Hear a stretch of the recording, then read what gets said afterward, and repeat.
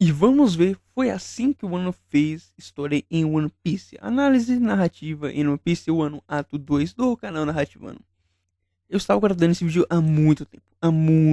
Mas tipo, pelo fato de ele ser 50 minutos, eu queria ver isso em live. 50 minutos, né? 50, 49 minutos. E, tipo, é um vídeo muito longo, muito extenso. Cara, eu fiquei com muita preguiça de ver.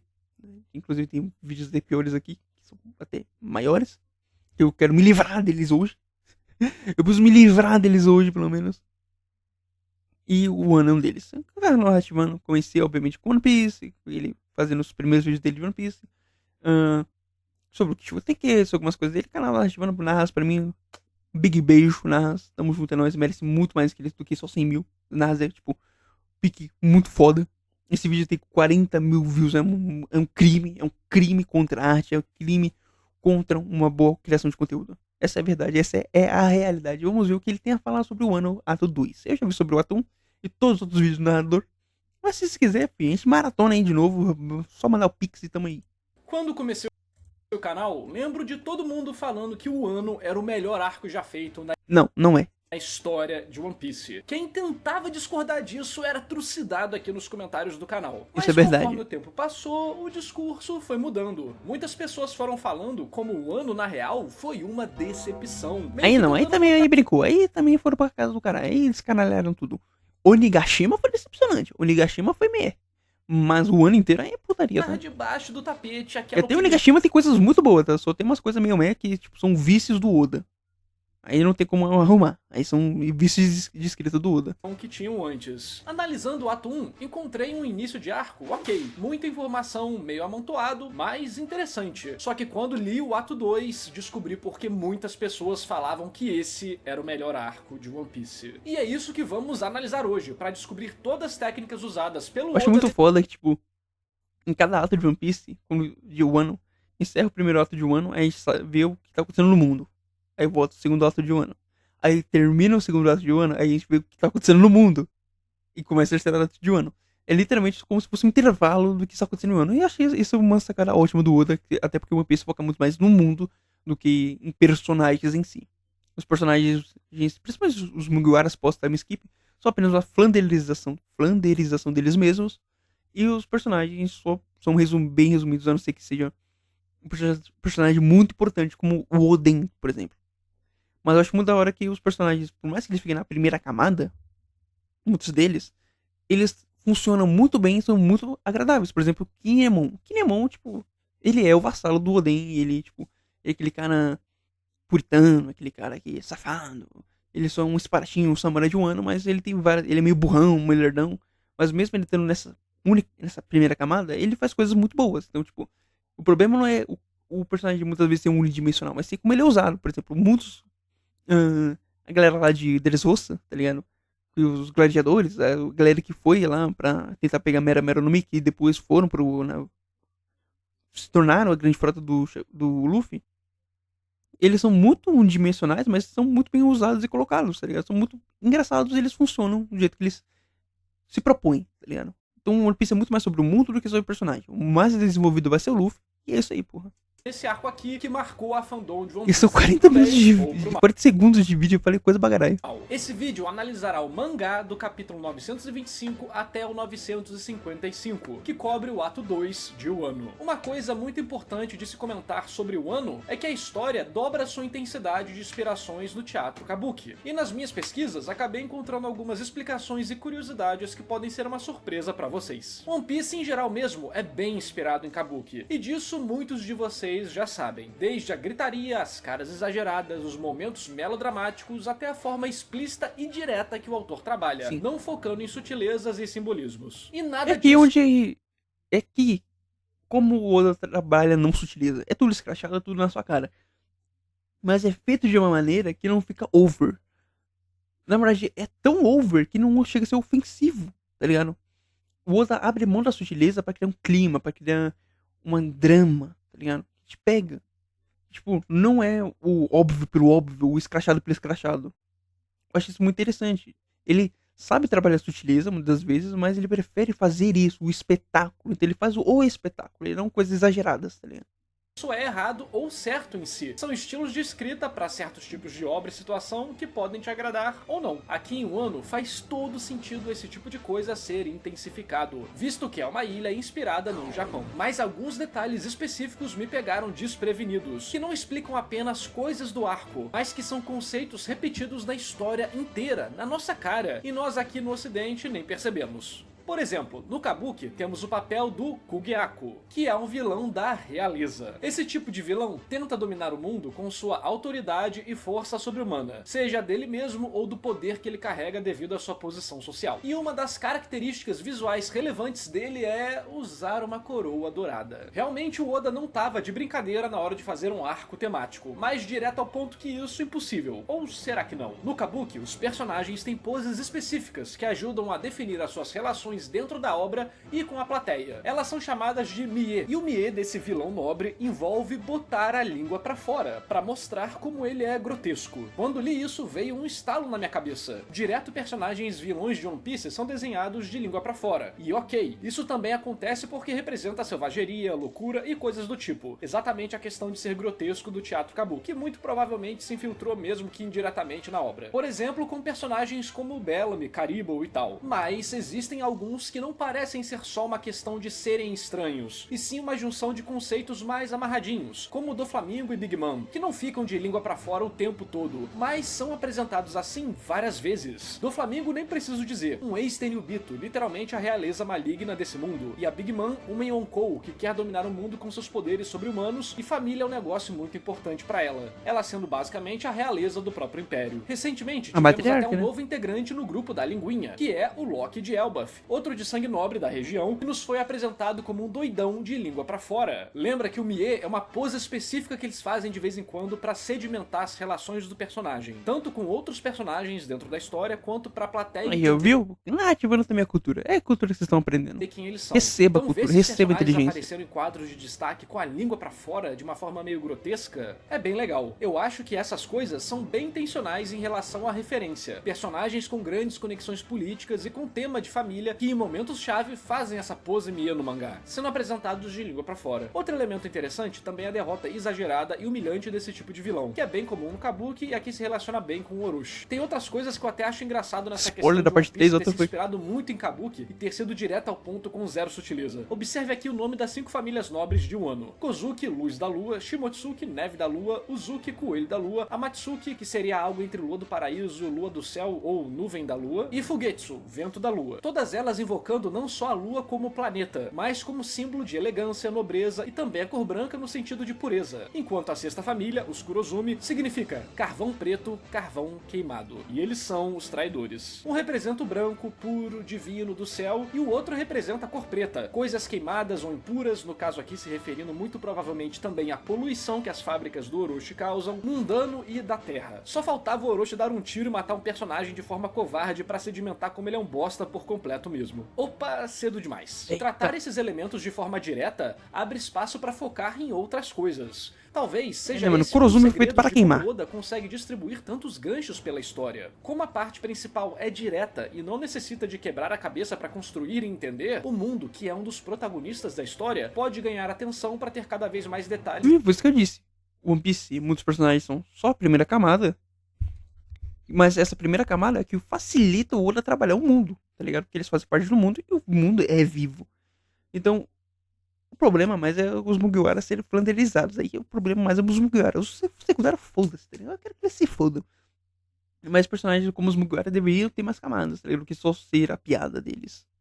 De vez em quando serem fodas. E isso pra proposta de One Piece é muito bom. Agora, indo pra história em si, o ato 2 começa do lado de fora de Wano, onde o Oda faz uma reintrodução de vários elementos da história. O que tá rolando do lado de fora, as atualizações nas tripulações, a apresentação de novos inimigos e algumas relações dentro de Wano. O King e o Queen já são apresentados em comparação ao Jack pra criar aquela expectativa sobre os personagens e justificar a sua força. E assim voltamos pra onde o ato 1 tinha terminado, a prisão. Vemos a competição do Luffy com o Kid, junto da dinâmica geral do local e uma pessoa misteriosa presa. E pera, esse aqui não é o Caribou? Como é que ele chegou aqui? Eu não lembro, me digam aí nos comentários. Enfim, tudo é feito... Cara, infelizmente você tem que ler as histórias de capa, narrador. Você tá lendo um mangá e não tá vendo as histórias de capa, aí você brincou, né? Pra mostrar como os capangas do Kaido são maus, mal igual pica-pau, seguindo aquilo de exagerar ao máximo a caricatura deles de pessoas terríveis. É um ponto que eu acho curioso, porque é uma junção de algo tosco, esses caras meio animais zoados, mas ao mesmo tempo são poderosos ou estão em posições de poder que permitem eles abusarem. Se fuder as Smiley, Isso mano. cria um contraste.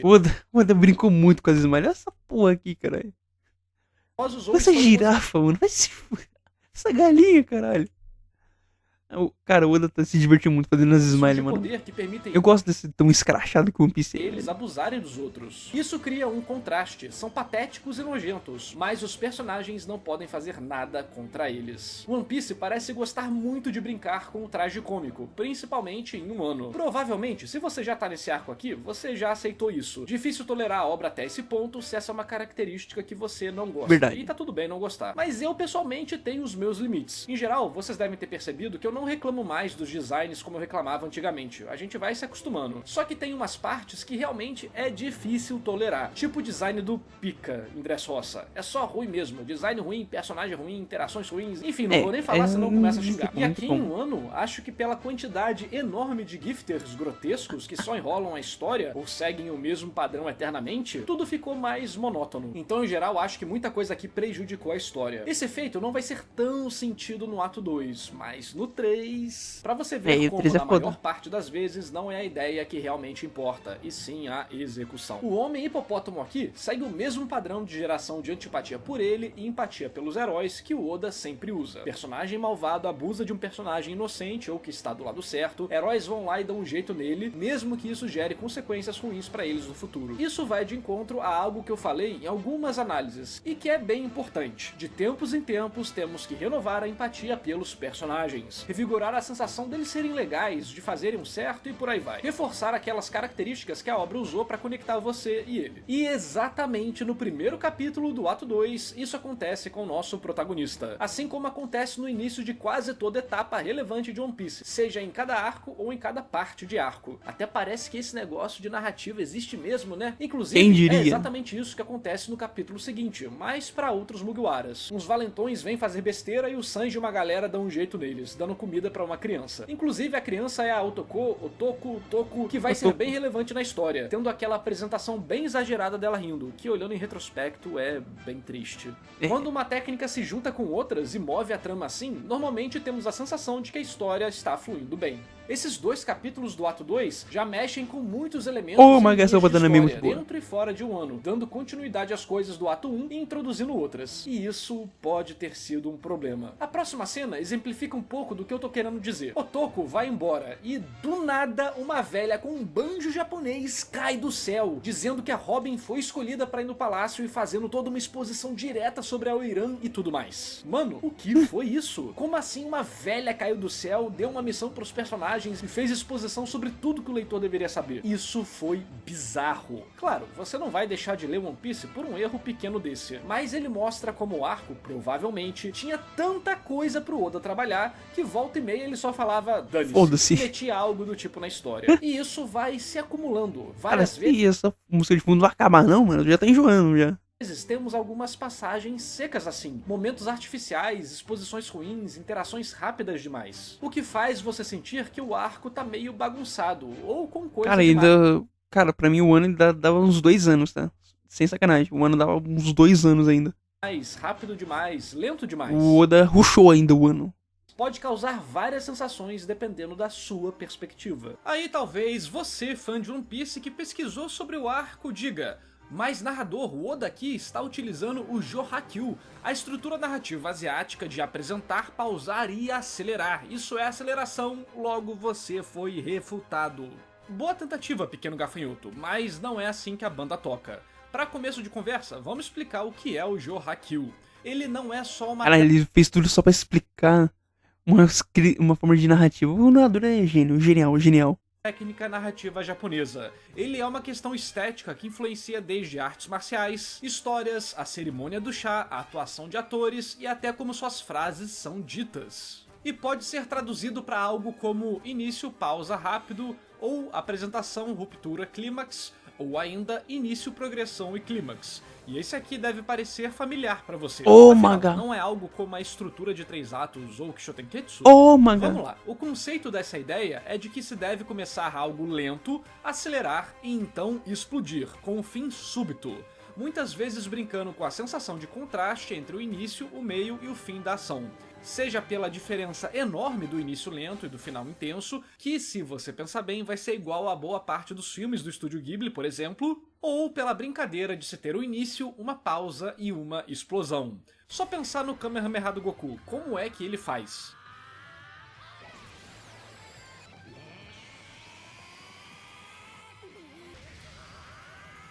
Sendo muito foda, tá?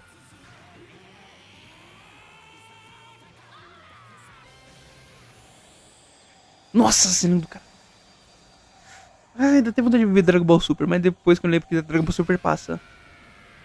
Viu que tem uma pausa antes do Ha? A Bankai do Ichigo de Bleach também segue esse princípio, que é diferente dos outros personagens da série. Início, pausa, explosão. Legal, né? E os golpes do Luffy também seguem esse padrão. Gomu Gomu no Jeto Pistol.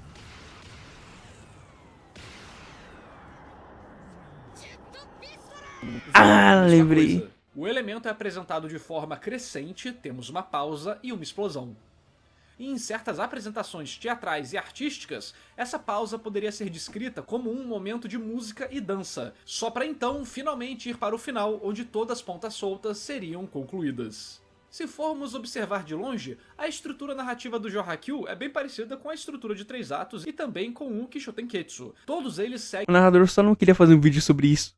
E só aplicou aqui, tá? Eu aposto que ele... Ah, pô, poderia fazer um vídeo, mas eu acho que o vídeo não vai tão bem. Vou colocar logo no vídeo de One Piece, que aí todo mundo vai entender e tal. Depois só colocar, cortar e a galera vai ver. É isso aí, pô. Essa foi a intenção do narrador. Aposto. uma ideia central, que é a administração de tensão. Observe o gráfico de tensão dessas 3 estruturas. Nossos antepassados perceberam que crescimento gradativo de tensão sem variação é tedioso, muita tensão o tempo todo é cansativo, e termos muita história depois que a tensão chegou ao clímax é desinteressante. E o mesmo vale para uma história onde a tensão não cresce nunca. Todas essas estruturas buscam finalizar a história rapidamente depois que chegamos no ápice. Suas diferenças estarão em diversas outras relações menores com outros aspectos que elas carregam, tipo a forma que trabalham expectativa, perspectiva, relação com a mídia em si e por aí vai. Todas elas terão suas particularidades e serão ótimas ferramentas para o autor usar para refinar sua ideia e tornar sua mensagem e sentimentos mais claros para o público. Mas elas não são desculpas para elementos mal executados na história. Então, uma velha cair do céu para mover a trama ou qualquer dos outros elementos estranhos de Wano não são eliminados. Cara, se a Robin falasse, tô esperando uma velha, eu acho que esse problema seria resolvido, tá? Se a Robin tá pensando, não, tô esperando, sei lá, uma velha disse que anda tinha que falar uma coisa comigo e tô esperando ela aqui. Pronto.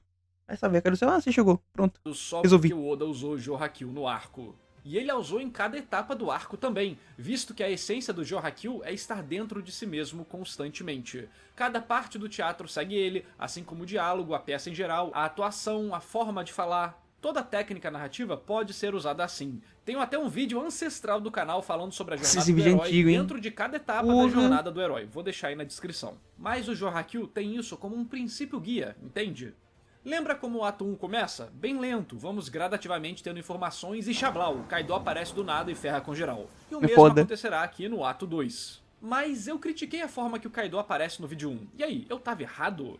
Não, eu ainda acho que ele não foi introduzido direito naquele momento. No meu vídeo eu dou as razões do porquê.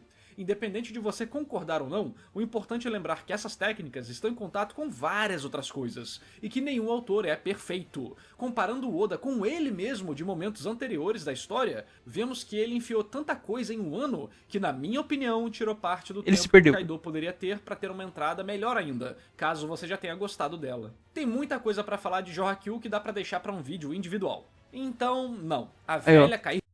Ele apresentou o que é a técnica narrativa. Ele explicou como ele falou como é diferente das outras, só com um breve briefing. E depois ele falou, se vocês quiserem um vídeo eu faço. Ele só deu só dou um aperitivo. Se vocês querem, eu faço vídeo. É muito esperto. Ele é genial.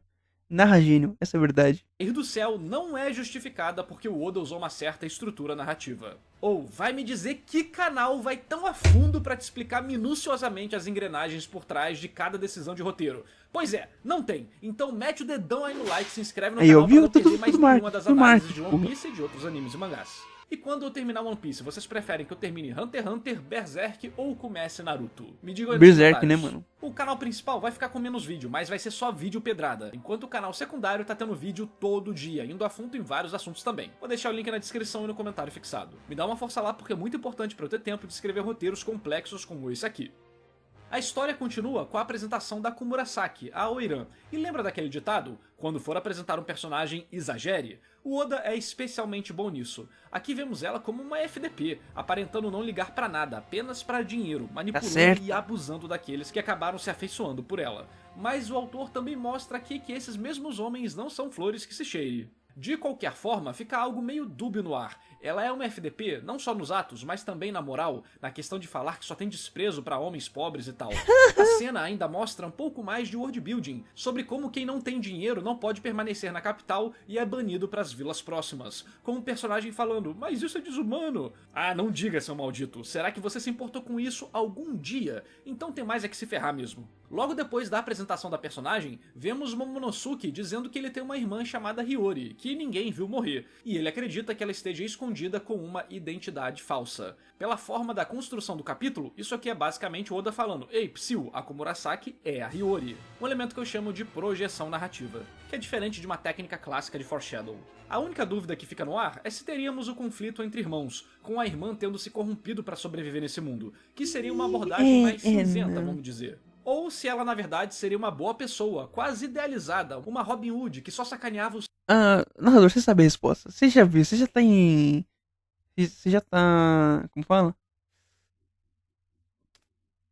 Caralho, em Elbafit, tá ligado? Até mesmo antes de escrever esse vídeo, você já tava pelo menos em Egghead. Você no mínimo já terminaram o ano. Não vem com essa não. Os ricos corruptos e ajudava quem precisava em segredo, que seria uma abordagem Disney final feliz, por assim dizer. E qual vocês acham que foi? Óbvio que foi a Disney, né? Mas por que esse termo, Disney? Porque o estúdio fazia filmes que contavam histórias arquetípicas, quase contos mitológicos, ou às vezes até baseado neles. E essas histórias eram mais que apenas histórias de entretenimento antigamente. Elas serviam para passar mensagens importantes. Adaptando isso para a criança dos tempos modernos, a Disney aliviou certas questões pesadas e fortaleceu o aspecto de virtude e do bem prevalecer no final, junto aí do entretenimento. Pelo menos a antiga Disney, a nova Disney é uma bosta. Trocando as tragédias que serviam como aviso, que eram a origem de muitas das obras que a Disney adaptou, pro famoso final feliz, mostrando como mudar para o bem é o caminho que leva à felicidade. One Piece segue essa estrutura grandiosa que traz vários... Cara, esse design é muito foda, tá? Esse design aí dos Mugiwaras do filme Red é muito da hora. Olha o Frank como ele tá badass, mano. Elementos mitológicos. E é uma obra focada para crianças, como o próprio autor já falou várias vezes. E que inclusive ele quer fazer você chorar, mas quer que você sorria no final. Então, personagens que incorporam arquétipos virtuosos e que lutam contra toda injustiça, esperando pelo momento certo para finalmente mostrarem quem realmente são, é algo que cai como uma luva. E não é só a Komurasaki que entra nisso, mas sim todos os aliados dos Kozuki. Perceba que ser cinzento ou mais feliz não é uma coisa melhor do que a outra. Tudo depende do que o autor quer fazer e como ele vai fazer isso. Como o foco de Wano não é um drama de intrigas familiares com esse sofrimento sobre os caminhos diferentes e tudo mais, fica fácil prever que ela estará do lado dos heróis, mesmo que não seja perfeita. Esse é o tipo de coisa que você percebe quando você estuda muitas histórias e ou faz muitas histórias. Ou vê muitas histórias. Temos toda aquela enrolação básica do Oda que infelizmente sempre estará presente. Aí o Oda apresenta o Orochi seguindo exatamente as mesmas técnicas de exagero que eu já falei, dando um tiro no agente do governo mundial para mostrar sua força, que no caso é a força do Kaido, então banquete, o desperdício ao lado dos quadros de miséria total. E chegamos em uma das partes mais complicadas do ato 2, a apresentação da Big Mom e ela perder a memória. Assim, em uma ideia, tinha potencial para ser muito interessante, além de ser um cliffhanger enorme do capítulo, e também é uma baita forma de administrar a obra, porque não tem como a Big Mom entrar em um ano e não causar impacto, porque ela iria ou atrás dos Mugiwara ou brigar com Kaido. dois elementos muito intensos. Seria uma loucura, e talvez não fosse isso que o Oda queria. Então essa questão de perda da memória da Big Mom é aquele tipo de decisão mais útil pro produto em si do que para questões artísticas e lógicas internas da obra. No caso, descobriremos que o ponto de utilidade dela é a parte da prisão, até porque logo depois ela se alia ao Kaido. Percebe que se ela fosse para Onigashima, o acontecimento muito provavelmente seria o mesmo, visto que a personagem não sofreu nenhuma grande mudança pessoal na história até esse ponto. Ela antes de perder a memória e ela depois são a mesma pessoa. Então toda essa coisa da amnésia foi só pra dar um jeito de libertar os personagens da prisão. Por isso, a execução dentro da situação que o Oda tava foi inteligente e botou todas as peças nos seus devidos lugares, mas foi boa. Como já foi dito no vídeo, ideia não importa, o que importa é a execução. E aqui foi meio artificial. A falta de memória dela não foi usada para desenvolver a personagem, nem suas relações, nem desvendarmos coisas da trama, ou termos momentos legais agora que seriam contrastados com o futuro onde ela recupera a memória. Nada do que ela viveu com Chopper e companhia tem reflexo quando ela recupera a memória, ou nos conflitos de Onigashima. Foi puramente um artifício de roteiro vazio, mas que fez sentido dentro do ponto de vista de administração de uma obra semanal. Galera, fazer história não é fácil, temos que fazer sacrifícios. E uma habilidade muito importante. Eu vou dizer que eu gostei dessa abordagem do Oda com a Big Mom. Eu achei bom. Desculpa aí, Nas, discordei. Eu achei da hora. Vai ser escolher o que você quer sacrificar. Tudo isso me faz pensar que isso Na verdade, eu acho que a Big Mom é o personagem mais injustiçado do post-time skip, tá ligado?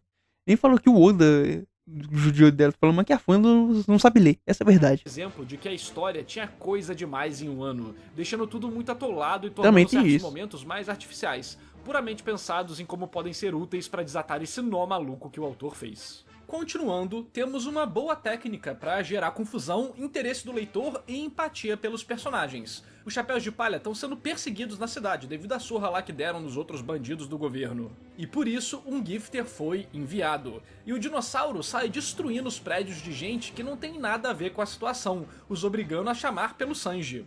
O que os personagens devem fazer? Continuar com o plano ou arriscar tudo ser destruído para salvar pessoas aleatórias? É claro que vão salvar, mas temos alguns detalhes legais aqui. O cidadão joga coisa na cara do Sanji, dizendo que é tudo culpa dele, reclamando dele ter desafiado a autoridade do Orochi e tudo mais, que isso destruiu a vida dele, independente do dinossauro ser derrotado ou não. É uma passagem pequena, mas brutal do ponto de vista simbólico. As pessoas estão tão submissas e sem esperança que o maior crime é tentar fazer um tirano parar de fazer maldade. Pessoalmente, gostaria muito que o Oda desenvolvesse essa parte, mas infelizmente as prioridades do arco não eram essas. Falando em prioridades, isso envolve também o tema do Sanji com comida. O ano passando fome, o stand foda-se, é uma das coisas de Wano, tá? É literalmente umas coisas de Wano. Que tinha potencial demais aqui, devido à fome que se alastra na ilha. E o personagem não deu um pio sobre isso. Uma única foda. Por mais que as coisas de Wano em si sejam legais, principalmente a parte das Smiles que vamos falar, essa parada de ignorar interações óbvias e poderosas dos personagens com os acontecimentos é decepcionante. One Piece tinha um elenco de protagonistas fortes, vivos, e agora eles parecem mais produtos de uma loja de brinquedo ou ferramentas pra andar com a história, mas só voltando a serem aqueles personagens incríveis em todos os sentidos, em certos momentos-chave. É uma pena, mas já reclamei disso demais nos outros vídeos de análise de arco, então não vou me estender aqui. Pelo menos os dramas dos novos personagens tendem a ser muito bons. Ah, e essa cena de luta também serve pra mostrar o power-up do Sanji, a roupa de Power Ranger que ele vai usar igual os irmãos. Essa confusão toda obriga eles a saírem da capital, indo pra Ebisu, que é exatamente onde o Zoro tá. E por mais que ele não continue lá por muito tempo, é onde o Yasui está. O legal de analisar pra mim é perceber quantos fios de acontecimentos e interações diferentes o Oda tricotou junto, é muita maestria. Outra coisa que gostei também foi o fato da Robin ter sido colocada na função que mais combina com ela, uma infiltradora. O Oda o Oda assistiu o arco do G8 do anime. Espiã, uma ninja, e ficou muito bom. Até porque ela evoluiu as habilidades que vimos na Ilha dos Tritões, o clone lá de Pétalas. Ver ela pesquisando, tendo que mentir e tudo mais, é a essência do que a personagem viveu e fez a vida toda. Botar ela pra lutar diretamente toda vez é um desperdício de potencial enorme dela. Que bom que tivemos um momento nesse estilo. Curioso que o arco filler do G7 do anime É fez G7. isso uns É 20 G8, anos porra. atrás. Eu assisti com meu pai e curti muito, melhor do que muito arco canônico, hein? Tá lançada a bomba. No meio de tudo isso, no banquete, a Otoko tá lá rindo da cara do Orochi. E é irônico reler essa cena. Inicialmente parece que a garota é só problemática mesmo. Todos da vila dão risadas, mas você não compreende exatamente o que tá rolando. Depois que você sabe sobre as Smiles, é bem irônico que a Komurasaki só conseguiu fugir porque a Otoko, que comeu a fruta defeituosa, ficou rindo do Orochi, que se descontrolou e fez muita besteira.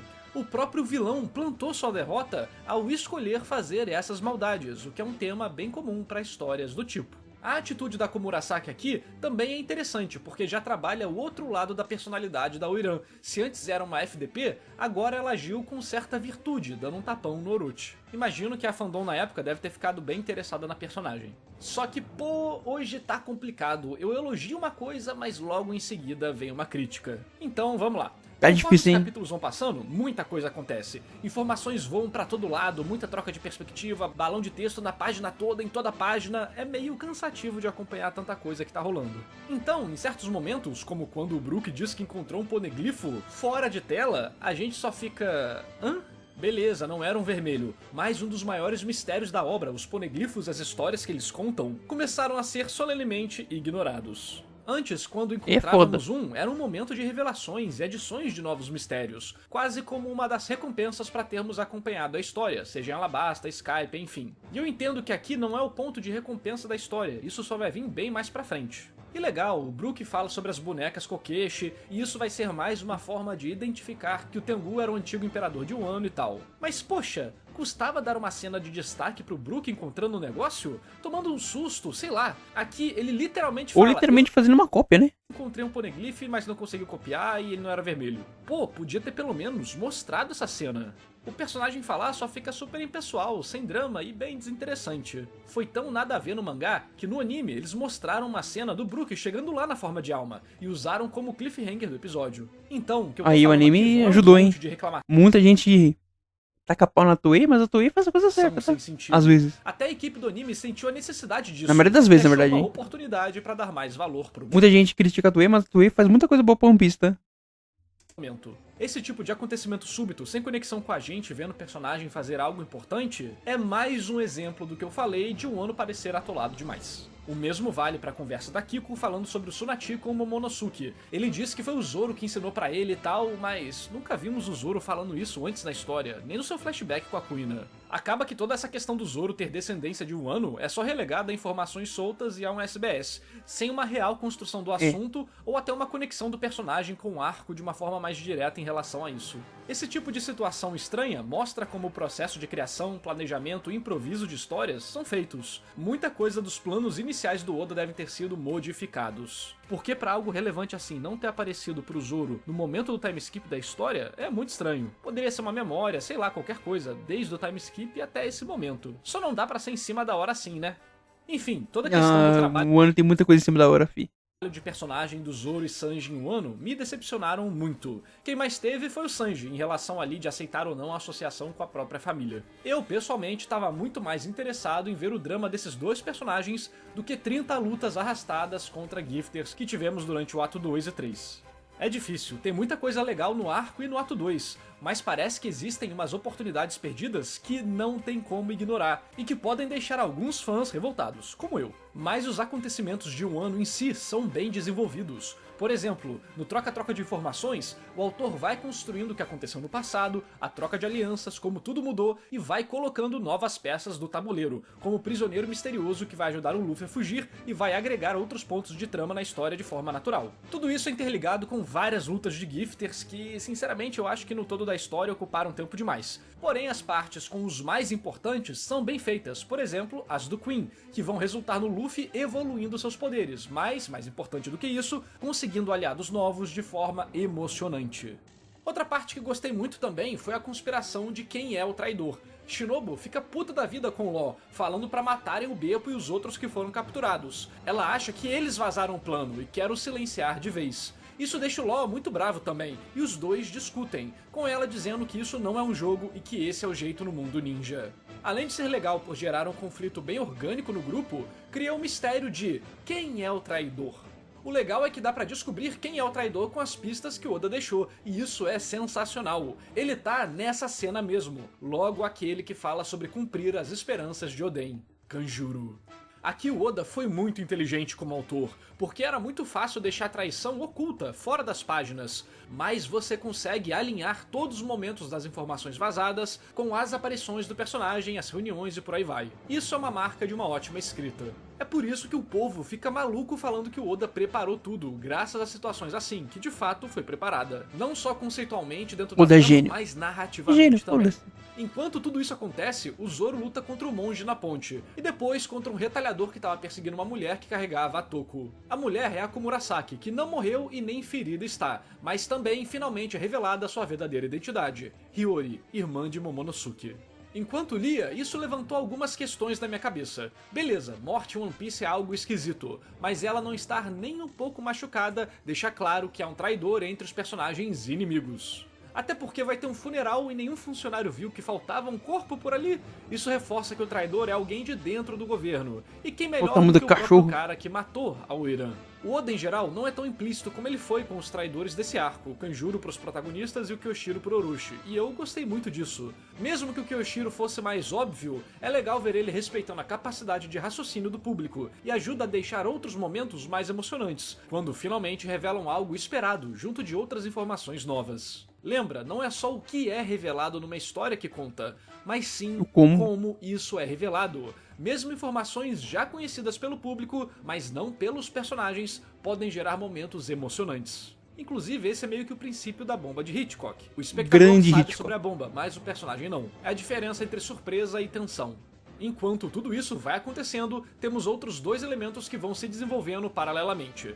Primeiro, temos Luffy treinando na prisão. O Oda não faz arcos de treinamento em cena, e muitas vezes, pelo menos pra mim, acaba vacilando na apresentação de poderes. Veja os vídeos anteriores pra compreender melhor meu raciocínio. Isso é verdade, o G2 e G5... toda a prisão serve como um treino pro Luffy de diversas formas diferentes. Não é só dinâmico para acontecer durante lutas com certo risco, visto que o velho Ryogoro está em perigo e logo depois o próprio Luffy com o colar dos Tenryubitos, mas também porque conecta vários pontos da trama, visto que é aqui que descobrimos que todos esses criminosos são contra o Orochi em um nível fundamental, e não apenas bandidos quaisquer, ou seja, pessoas para se juntarem à rebelião que a galera do lado de fora tá preparando. O próprio Ryogoro também entra nisso, sendo o antigo líder da Yakuza, possuindo poderes, contatos e agora vontade para se rebelar também. Sendo ele responsável por ensinar ao Luffy algumas formas mais refinadas de Haki e como lutar. Tudo amarradinho dentro do próprio contexto da prisão, mas servindo para coisas maiores no futuro. Como essa situação ainda vai se desenvolver, o velho Ryogoro é vou dar muito uma pausa foda, nela tá? aqui para voltar para a cronologia. E se por algum acaso você não gostou tanto dessas cenas, não tem problema. Algumas questões de ritmo e balanceamento da história que falamos mais cedo pode ter te incomodado.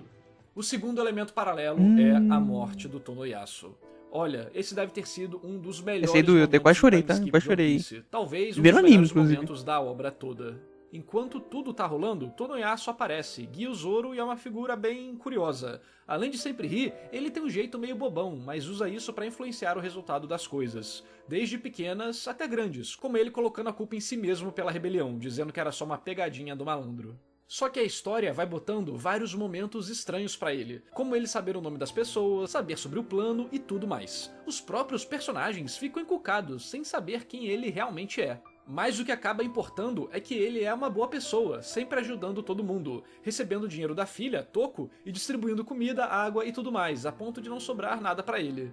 O homem é preso e sentenciado a ser executado, mas está disposto a ir para o além, rindo. Essa é uma sequência muito poderosa. Descobrimos sobre quem ele realmente é, várias técnicas de empatia e tragédia vão sendo aplicadas. Os personagens não podem fazer nada, é tarde demais, e essa pessoa não merecia esse destino. Mas Yasui não está nem aí, ele não deixará sua morte ser em vão. Com suas palavras, além de tomar toda a culpa pela suposta rebelião e para permitir que seus companheiros possam continuar o plano sem problemas, ele tira sarro de Orochi de todas as formas possíveis. Todo esse show que o Imperador fez foi só uma demonstração de fraqueza, de ansiedade e histeria. No fim, não havia rebelião, não havia ameaça, era tudo uma piada de um malandro que se aproveitava do caos para fazer roubos. É disso que o Imperador tem medo? Esse é um baque pesado pro orgulho do Orochi, que é um perdedor de todas as formas possíveis e se vangloria pela força dos outros. É o tipo de vilão desprezível que o Oda faz muito bem. Ele não é especialmente competente, só tem algumas conexões fortes e alguma malandragem também, que também vai o tornar repugnante quando descobrirmos seu passado. Yasui bota pra fora toda a frustração do leitor. Vemos o contraste de quem ele era e de quem ele se tornou agora, do abandono de todo o seu ego pelo bem maior. Ele ser desmerecido, um idiota, um ridículo, foi o que tornou essa cartada dele de tudo ser uma pegadinha ser verdade. Afinal, era a cara de alguém tão patético quanto ele. Assim, ele dá seu golpe final direto no orgulho de Orochi. Um homem de tão baixo calibre jamais deveria provar o gosto de Oden em sua vida, trazendo toda a comparação e pesadelo de volta ao vilão, que imediatamente atira. Todos riem da morte do homem, inclusive sua própria filha, que diz: "Meu papai está morto. Ha ha ha ha ha." De forma totalmente compreensível, Zoro fica enfurecido com tal comportamento, mas é então que finalmente descobrimos o motivo do riso da vila de Ebisu. As frutas artificiais Smile, ou seja, sorriso, usadas por Kaido para ter seu poderoso bando, possuem uma taxa de funcionamento de 10%. Aqueles outros 90% que comem a fruta, além de não poderem mais nadar... Caralho, mas o Caesar é um incompetente, né? O Caesar é um merda. Como o Kaido ainda pegava esta bosta com o Caesar? Você é um imbecil que não sabe fazer uma Zoan direito, porra. Se tornam incapazes de demonstrar tristeza ou raiva, sendo condenados a rir para sempre, em qualquer situação. Tendo um desprezo especial pela vila de Ebisu, que fica logo fora da capital, aproveitando que todos lá passavam fome, Orochi enviou essas frutas defeituosas para que comessem, sem que soubessem sobre seus efeitos colaterais. Mas mesmo depois de descobrirem sobre eles, todos da vila passavam tanta fome que escolheram comer do mesmo jeito. Assim Ebisu se tornou uma cidade feliz. Toko corre até seu pai, dizendo que tem uma pomada especial que cura todos os ferimentos. E quem deu isso a ela foi Usopp, que contou essa mentirinha. Enquanto ela tá desesperada, Orochi a vê e se prepara para matar a criança a qual ele culpa pela morte da Komurasaki. Ele aponta, mira e atira. Mas o tiro é defletido por Zoro e Sanji, que finalmente se reencontram e começam a botar pra quebrar. Zoro já usa seu corte voador no Orochi pra acabar com a brincadeira e decapitar o vilão de uma vez, mas Kyoshiro aparece e o protege, partindo pra cima do Zoro. Toda a sequência até esse momento e depois teve uma ótima forma de administrar toda a tensão, nos dando aquele clímax, sensação de revanche e de quase justiça sendo feita, mas que vai ter que esperar um pouquinho mais. Durante toda a história até aqui, tivemos várias encruzilhadas morais que faziam perguntas não só para os personagens, mas para os leitores também. E aí, abandonamos o plano para fazer uma bondade e salvar alguém, ou abaixamos a cabeça para atacarmos na hora certa? Tudo isso gera drama e confusão, e mesmo em cenas onde eles decidem agir e deixar o plano de lado, eles ainda pensam em como não estragar o plano em si, o que além de gerar o engajamento do leitor, gera uma angústia de que os personagens estão se contendo. Mas agora chegamos no momento que não tem mais volta. Sacrifícios foram feitos, tudo virou pessoal pros nossos protagonistas e vamos pro tudo. Agora ficou sério. Isso faz o leitor ficar animado. Quando o status quo muda, a história ganha novos rumos e sentimos que estamos vendo um mundo de verdade na nossa frente. O caos se instala no local e a história se prepara para chegar no fim do ato 2 com toda essa confusão. Mas antes de continuar, existe outro elemento muito legal para se comentar, que é, novamente, o simbolismo da arma de fogo em One Piece. Chegamos. Apesar de ser um mundo fantástico, com pessoas com superpoderes, armaduras energéticas invisíveis e até corpos intangíveis, a arma de fogo sempre aparece como um finalizador em momentos-chave. Desde Arlong Park, com o Arlong falando que armas são ruins, que podem ser perigosas, desarmando toda a população para abusar deles e matando a mãe da Nami com um tiro na cabeça, até a do Flamingo constantemente usando a pistola para matar ou tentar matar pessoas que ele possui algum tipo de relação, como o Corazon e o LOL. Fica bem claro como aqui, a arma serve como uma demonstração da realidade cruel do mundo, do poder que tiranos carregam e como a vida se torna frívola diante de uma arma tão impessoal. É basicamente a morte da fantasia e da aventura, e a morte de Oden, que toma um tiro na cabeça, que veremos no próximo vídeo, também demonstra a mesma coisa. Continuando, todas as sementes de acontecimentos que o Oda preparou no ato 2 começam a dar resultados aqui. Interessante que esse simbolismo não pode funcionar com o Luffy, porque o Luffy é de borracha. As balas devolvem. Então, essa simbologia da arma de fogo acabar com a aventura e matar a esperança, matar a vida, matar o oprimido, não funciona com o Luffy, porque ele devolve os tiros. Então o Oda é gênio, foda-se, porra. Tudo é motivo pra falar que o Oda é gênio. Isso aí, narrador. Tamo Todas as junto. sementes de acontecimentos que o Oda preparou no ato 2 começam a dar resultados aqui. Big Mom invade a prisão, Law descobre o que aconteceu com seus companheiros, temos várias lutas, mais informações são ditas ao público. Sinceramente, é na morte do Yasui que esse ato fica incrível, e é perfeitamente compreensível como as pessoas na época leram isso e falaram que o Wano era o melhor arco de One Piece. Muito foda. Porque, além de uma morte, que já é algo muito raro na obra, a quantidade de coisas acontecendo de forma interessante explode. Até a trama da comida da cadeia vai servindo como gerador de antecipação, com o povo e o Luffy comendo e a Big Mom chegando. É um marcador de tempo que vai fazendo você pensar: nossa, quando ela chegar, vixe, tá chegando, cara, vai dar muito errado. Temos a finalização do treino do Luffy com uma cena bem irada, com o Ryogoro arriscando a própria vida pro Luffy aprender a técnica, mesmo não sendo um risco real, todo mundo aqui sabe disso. A construção emocional, temática e narrativa do momento é ótima, então você vê valor naquilo. E a cena também desenvolve os personagens em si e a relação deles também. Se não fosse a parte da Big Mom, nem tudo é perfeito. Pelo menos não, eu defendo a Big Mom. Os tentando ajudar o Luffy sendo atingidos pela doença é muito boa. As pessoas começam a se desesperar. A moral que o Luffy tinha conquistado começa a se esvair no desespero de um golpe inescapável. Por mais que ele tenha dado o exemplo ao lutar contra os inimigos, infelizmente não há como vencer as armas da tripulação do Kaido. É então que o Luffy se infecta com a doença, dizendo que não tem efeito nele, e que na verdade tem sim, ele só tá usando a força de vontade dele para mandar uma mensagem.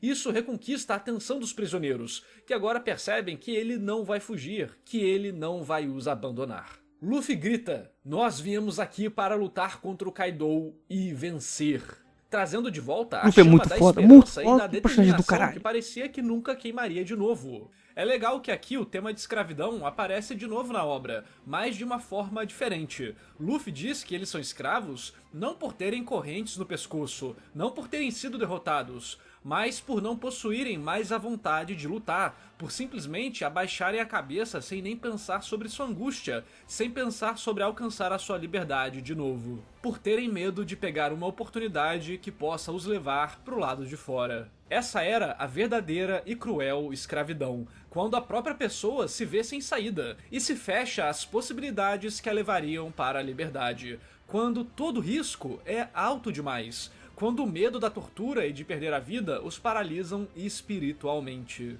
Ver eles ficando desconfiados porque descobrem que o Luffy é um pirata, fazendo-os pensar que podem ser sacaneados igual que aconteceu com Kaido, é bem legal também. E aí depois vemos eles superando isso graças ao exemplo que o Luffy dá, reforçando todas as emoções positivas que temos pelo protagonista, colocando aquele peso da palavra dele em jogo novamente. Com isso, vamos pro tudo ou nada, do lado de fora e aqui dentro também. Luffy já tinha motivos suficientes para lutar contra Orochi e Kaido, mas depois de ver a maldade que ele fez com o espírito das pessoas, ele se dispõe a morrer para mostrar o quanto está comprometido a lutar e ficar do lado delas. São paralelos bem legais de Muito demonstração de foda. força, imponência Cara, e o moral. Wano tem muita coisa boa. Caralho, o Wano é muito bom. Foda-se. O Wano é bom demais. Diferença de um rei opressor e do rei bondoso. Comentei sobre isso nos meus vídeos de Dressrosa. Porém, nada disso seria possível se Momonosuke não estivesse lá, porque a luta e o sacrifício deles precisa ter um significado maior do que a própria liberdade deles. Eles precisavam de uma perspectiva, de ver um futuro depois que eles estivessem livres, e Momonosuke era a luz para os guiar para esse futuro. Que é outro detalhe interessante sobre essa questão do rei idealizado. Eles estão dispostos a morrer por esse rei para ter um país mais justo, sob o domínio de um monarca que está no topo, não pela sua vontade de estar lá, mas sim pela confiança que os outros colocam nele. Vejam minha trilogia sobre Dressrosa, é boa demais e vamos a fundo nisso. Realmente, é boa Em demais. geral, tô gostando muito do Orochi como vilão, mas o Kaido e seus generais Mamou, são bem mamou. fraquinhos. As críticas que eu fiz ao Kaido no arco passado continuam. Ele é um vilão... O Kaido, ele só é o boss final, tá ligado? Tipo, ele só tá lá por algumas coisas, mas o quem brilha mesmo é o Orochi. O vilão mesmo do arco é o Orochi. Eu acho interessante que no terceiro ato ele fala, não, que na verdade o Orochi era só uma marionete, que o verdadeiro vilão é o Kaido. E sim, realmente. Mas o Kaido, tipo, ele fica bem apagado quando em comparação ao Orochi. O Orochi é bem mais espalhafatoso, bem mais ativo, por assim dizer. Então o Kaido peca um pouco nisso. O Kaido só aparece mesmo no terceiro ato. Muito afastado da trama emocional, mesmo que esteja envolvido em tudo. As coisas que ele faz parecem mais ferramentais mesmo pra obra. Ele mexe nas frutas, ele tem os capangas e tal, mas os momentos dramáticos envolvendo esses elementos nunca estão conectados a ele. Quem faz a maldade que realmente impacta o leitor é o Orochi. E o Queen, capitão do Kaido que apareceu até agora, também é fraco. As coisas que ele faz atingem apenas pessoas que poucos leitores vão ligar, os figurantes de Wano. Parece que ele só tá lá porque precisamos de desafios. E não é que ele não esteja conectado com a história. O Queen é até mais relevante pra trama em si do que o King, mas não tem nada que torne ele especial pra nós. Tudo bem que os vilões de One Piece não são fortes, e o grupo desses vilões são normalmente piores ainda. É um mais capenga do que o outro, totalmente esquecíveis. Ou tu lembra o nome dos capitães do Enel. Mas, em geral, a história tinha menos coisa entalada nela. Então a CP9 e coisas do tipo poderiam ter seus momentos na história sem disputar com tantas outras coisas, permitindo que se integrassem mais facilmente e saíssem sem exagerar na estadia. Isso não significa que você não pode gostar deles. Na verdade, você pode gostar de quem você quiser. Só estou tentando dar alguns motivos para que algumas pessoas não curtam eles assim como você curte. Mas os Tobiropos são Não, mais os Tobiropos são uma merda viu? mesmo. Eu até entendo como alguém pode até gostar de um deles e tal, Não tem mas como o gostar. grupo em si é um desastre de várias formas pra dentro da questão narrativa da história, principalmente do ajuste de ritmo. E um deles a gente já viu, né? O Queen, que não fede nem cheira, mas acaba O Queen não é legal, entregando bem também legal, a gosto do emoção Queen. necessária King, pra foda-se. eu me conectar com o bando do Kaido em relação a serem antagonistas legais. E temos que falar do Kid também, né? Descobrimos que o Killer é o assassino da neve, que ele comeu uma Smile. E esse é o maior motivo pro Eustace querer matar o Kaido. O que é algo legal, dá um desenvolvimento pra ambos personagens, mas as coisas que acontecem parecem ficar no meio termo de prioridade, e depois no ato 3 ele vai ser bem desvalorizado. Enfim, com toda essa confusão, os Mugiwaras estão sendo perseguidos e fazem cartazes deles. Por isso, a Robin e o Usopp fazem careta para passarem despercebidos, mas o Usopp não é negro? Ou no mínimo bem morenão? Como que ninguém percebe? O mesmo vale pro nariz, mas ok, tumor e pedradas. E olha que curioso, assim como Oda diz que a Komurasaki é a irmã do Momonosuke sem dizer isso diretamente, e sim pela forma que as cenas são trocadas e como o assunto as conecta, nesse final de ato temos algo parecido. Zoro tá lutando contra o monge da ponte, na prisão Luffy avisa Kinemon sobre seus novos soldados, porém a fábrica de armas só produz pistolas e o povo quer usar a espada.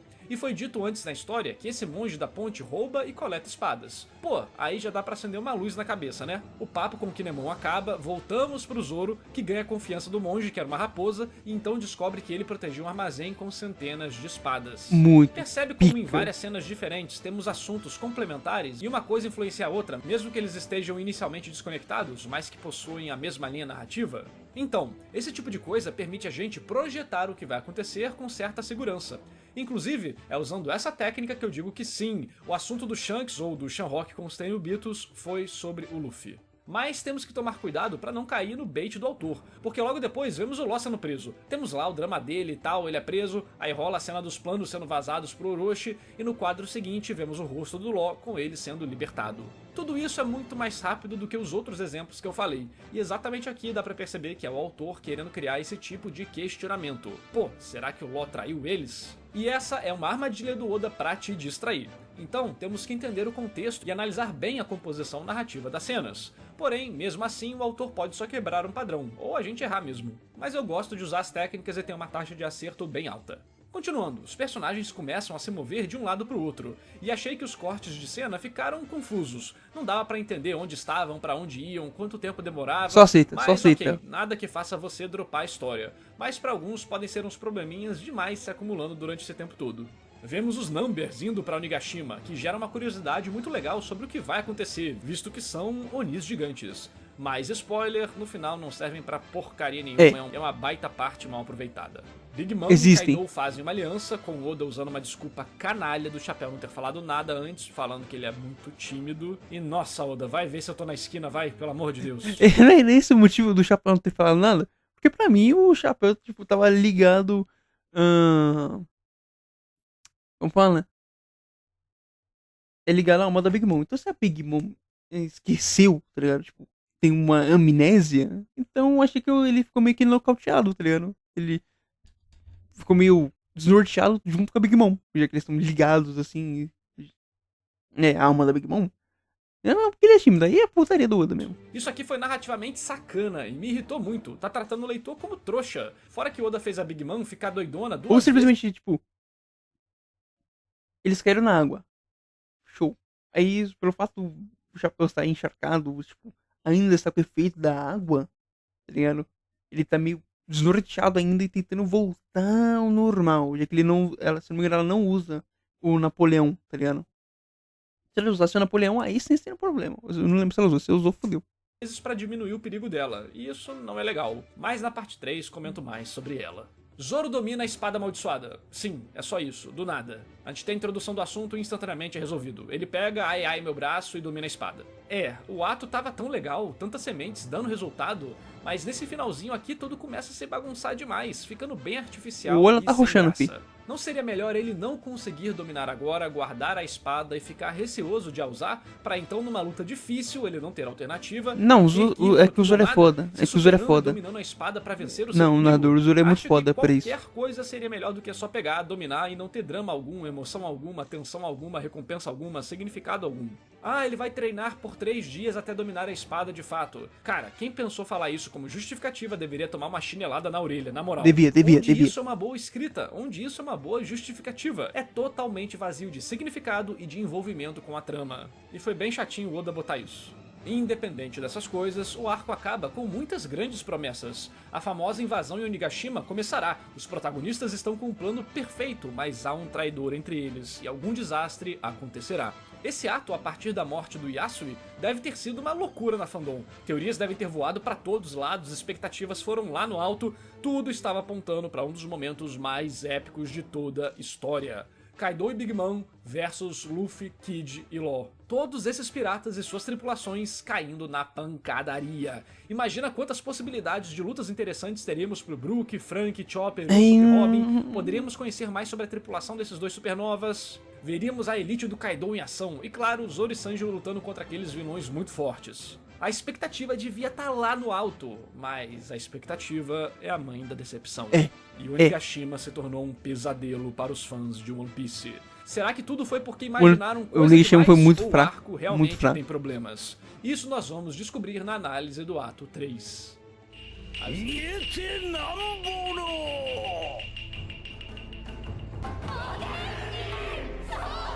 Porra, narrador pegar pelo menos a versão em português, né? Porra. Olha, apesar dos problemas citados, eu curti o ato 2, e a morte do Yasui me emocionou demais. A revelação das Smiles também me quebrou, com certeza um dos meus momentos favoritos de One Piece. Mas e você, o que acha do ato 2? O melhor de um ano ou prefere um, talvez, ou 3? Não. Me diz aí nos comentários, aproveita... Vamos lá, o Onigashima só presta só nas lutas do mais importantes, tipo... Luffy, Kaido, Kid, Law, Big Mom, Zoro, King, Queen e Sanji. O resto, foda-se. Obviamente uma cena ali, outra ali muito foda, por exemplo, do Momonosuke falando: meu nome é Momonosuke, isso aí. E outra cena importante de Wano. A cena lá que os bainhas estão todos destroçados pelo Kaido, aí o Luffy dá o soco, o Red Hawk no Kaido. De resto, pra dar like no vídeo e se inscrever no canal. Vou focar em soltar vídeos com roteiros mais complexos aqui, enquanto o canal secundário solta conteúdo diário, então se inscreve lá também. Essa mudança só foi possível graças aos membros do canal, que têm acesso a vídeo antecipado, prévia, vídeo exclusivo, área pelo Discord, live exclusiva excelente e mais. vídeo do Mano, então considere me do apoiar, Kaido já Z, que não soltar vídeo do direto Mano no canal narrador. principal diminui bem o rendimento dele, mas é pelo um bem maior e uma qualidade maior também. Excelente vídeo, narrador. Excelente vídeo. Assistam, um narrador sempre muito bem preciso, bem pontuado, tá ligado? Pouco prolixo, direto ao ponto. E é isso aí. Não tenho muito o que dizer. Sinceramente, não tenho muito o que dizer mesmo. Tudo que eu sinto sobre o ano, ele já disse. Umas discordâncias ali, como a da Big Mom. Mas beleza que segue. Ótimo vídeo do Mano Narrador. E vamos para a próxima.